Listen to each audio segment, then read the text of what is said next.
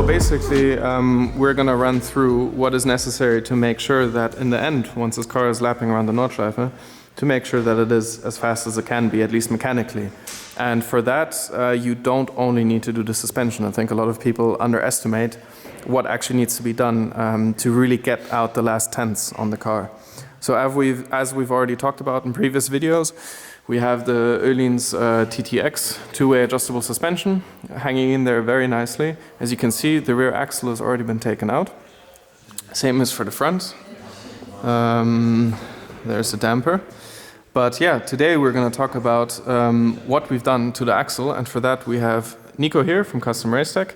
He is a mechanic, and he's helped me, or rather actually done most of the work because he knows what he's doing, to the axle. So let's talk about what we've done and why we've done it. We'll start with the rear axle. Okay, rear axle or rear subframe. So since this was an English car, the axle was pretty rusty. It was in a pretty bad shape, yeah. Something like that. We sandblasted the subframe to bare metal without the metal or solid subframe bushings. After that, we powder coated the whole frame to give it a nice look of satin black. It looks new, basically. Yeah. So this is a solid connection to the chassis, which improves the feel and the driving possibility and performance of the car. Yeah, because of course stock these are rubber, which first of all tend to wear out, and secondly you just have a lot of play. And like this, you have the most direct feeling when you're sitting in the car. Exactly. Your diff is old. We also installed solid bushings on the diff, on the back, and also on the front of the subframe. Yep, you basically have three mounts, these two. And one in the front. And the third one is down here. All of these metal subframe bushings have been secured with a grub screw to prevent movement while hard driving. Yeah. Also, so that's regarding the, so to say, the subframe. So we have original BMW wishbones. Mm-hmm. The inside of the wishbone we keep rubber. There's a bushing there as well. Yep. And it is original rubber to prevent axial movement of the wishbone. Because theoretically you could also make this into a spherical bearing. Correct. But then the wishbone can move freely like this. It can affect the, how to say, the working capability of the sway bar. Yeah. Of course, because the sway bar is mounted to the wishbone here, and if this can turn to the subframe. And to the subframe, then it's gonna turn here on this link. Yeah. All right. So on your spindle hub, or whatever you want to call it, you have eccentric offset bushings with uniballs or pillow balls. Yeah. And these correct the roll center of the car. Okay. So overall improving the center of gravity, making it lower. On the lower part of the subframe you have this camber arm, in which you can adjust camber, which is not possible with the stock arms. Okay. So these are also have uniball or spherical bearings here, and this is produced in-house. It's a custom RaceTrack part. It's a custom RaceTrack part. It's produced in-house, and it is TÜV certified. So you can very nice. Get it in your papers, and in Germany they're very, very strict about it. That is a huge pain. So any part which is easy to get into the papers is a huge help in the end to get the whole car road legal, basically. Yeah. Also, the front is equipped with the same uniball bushings. Yeah. And yeah, that's pretty much it. Very nice. The rear axle.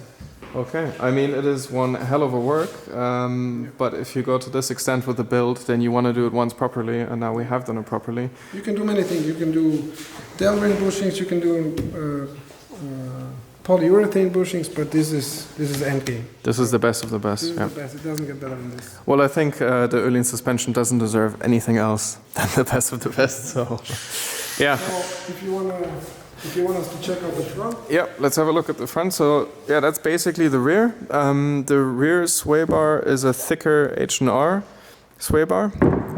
However, we will not be running this sway bar on the front, which we'll explain in a minute. Yeah, so the front is looking a lot simpler because here we have the wishbones. Yeah, you're getting the new wishbones in, and the most important part, I would say, are the caster bushings.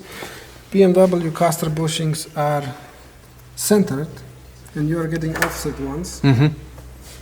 which you can see here on the table. So it looks something like this. It's a combination of steel and polyurethane, which offset the pivot or mounting point of the wishbone, Yeah. thereby increasing the caster of the Damper. exactly. Yeah. Okay, very nice. So that is pretty much very straightforward. And then on the front, we'll be running a stock sway bar, just to make the car still a little bit more soft, because And prevent understeering. yeah, because making everything stiffer is not necessarily better. You need to do it in the right places. So, okay, I think that's pretty much it. Nico, thank you so much for helping me. I think it wouldn't have been possible without you. I'm really, really thankful, and I learned a lot. And it's honestly, it's so cool to be able to see this in this position, because then you really understand what's going on and why you've done it. And yeah, I think this is going to have a huge improvement on the handling of the car. So yeah, it's getting late. Let's finish this up. Let's put everything back into the car so it can go back on the wheels, so it can go onto the trailer, so it can go home. And then over winter, we're going to completely finish this car. I mean, it is coming together. The cage, as you know, is in and painted. The wiring harness for the biggest part is finished. Martin Rogue from Project Road did an amazing job doing the final touches on the wiring harness, stripping the last bits and wrapping it all. That really does look fantastic. And yeah, oh, one last thing, Nico, can we put the car up? Let's quickly take a look underneath the car. Okay, so here we can get a look underneath the car. After Nico removed the old suspension, he was able to get a completely clear vision of all of this. And yeah, there was a little bit of rust, but it's all been cleaned up. It's been sprayed. It's nice and fresh. Anyway, so basically to mount the rear subframe, you have 2 studs here and 2 screws that go in here, so it's very straightforward. But what is very important for the E46 is the rear subframe reinforcement, which has already been done to this car, where plates are welded into here, which basically just prevents the subframe cracking around these areas, which is a known issue. So yeah, with all of that done, the car is going to be very sorted, which I'm very much looking forward to. So yeah, thank you for watching, thank you for tuning in. I hope you enjoyed it, and yeah, let's finish this up.